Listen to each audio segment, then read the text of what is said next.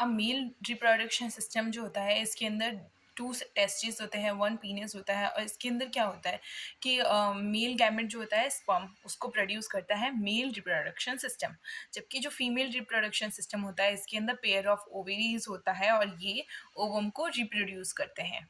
अब जो स्पर्म और जो एग है बोथ जो है सेल्यूलर गैमेट्स है, ठीक है। हालांकि गैमेट सारे ही सेल्यूलर लेवल पे होते हैं, पर आपको इस तरीके से जल्दी समझ में आएगा कि ये बहुत ही ज़्यादा स्मॉल होते हैं और नेकेड आई से हम उसको नहीं देख सकते। अब इसके अंदर ये बताया गया है कि जो एक गर्ल होती है वो जब बॉर्न होती है तो इसके ओवरीज के अंदर बहुत सारे एग्स होते हैं जो कि इमेच्योर होते हैं, पर वो at the time of birth और बाद में भी कुछ टाइम के लिए, यानी कि जब तक प्यूबर्टी तक रीच नहीं करती है एक फीमेल, तब तक उन एग्स का रिप्रोडक्शन जो होता है बंद रहता है, या फिर एक तरीके से बोल सकते हैं हम लोग स्टक रहता है। यानी कि उसकी जो सेल्स है वो फर्दर डिवाइड नहीं होती आफ्टर प्यूबर्टी और releasing after the certain hormones जैसे luteinizing hormone, follicle stimulating hormones उनके रिलीज होने के बाद में एग का प्रोडक्शन होना शुरू होता है पर मंथ। और जो स्पर्म होता है इसका प्रोडक्शन जो होता है आफ्टर 12 और 13 ईयर्स उसके बाद में स्टार्ट हो जाता है। जब एग जो होता है जब वो फर्टिलाइज नहीं होता है तो एवरी मंथ मेंस्ट्रुएशन प्रोसेस होता है, जिसके थ्रू जो होती है यूट्रस अपनी लाइनिंग जो होती है ब्लड लाइनिंग होती है जो कि न्यूट्रिएंट्स प्रोवाइड करती है एक बेबी को, उसको वो शेड ऑफ कर देता है क्योंकि वो उस चीज़ को नीड नहीं रखता। एक तो दूसरी चीज़ ये है कि वो हर महीने उसको अच्छे से न्यू प्रोड्यूस कर सकता है, जबकि वो जो ओल्ड लाइनिंग होती है उसको शेड ऑफ कर देता है। रिप्रोडक्टिव हेल्थ इसके अंदर ये बताया गया है कि किस तरीके से ना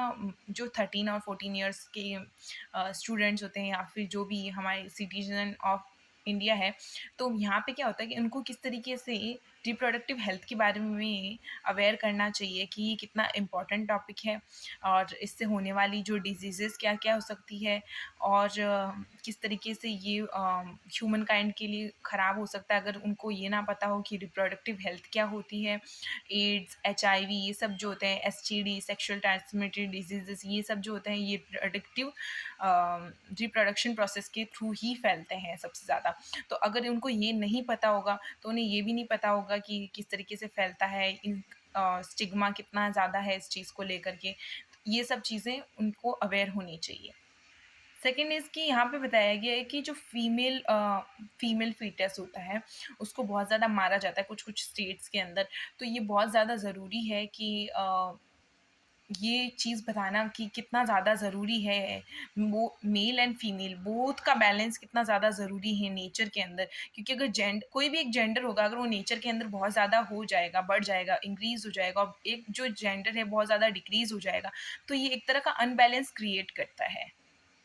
So that is it for this chapter. Actually I made this video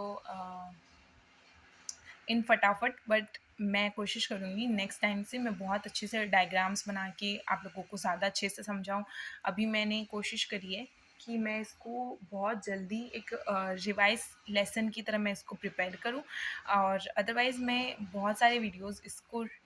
science से लेकर क्लास 10th की जो साइंस है उसकी पूरी बुक से रिलेटेड मैं बहुत सारी वीडियोस बनाने वाली हूँ। इस बार मैं कोशिश करूँगी कि मैं सारी डायग्राम वाइज बनाऊँ और बहुत अच्छी तरीके से आपको एक फ्लो चार्ट के थ्रू समझाऊँ ये सारी चीज़ें, ताकि आप बहुत जल्दी जल्दी वन शॉट में ये सारी चीज़ें सीख सको।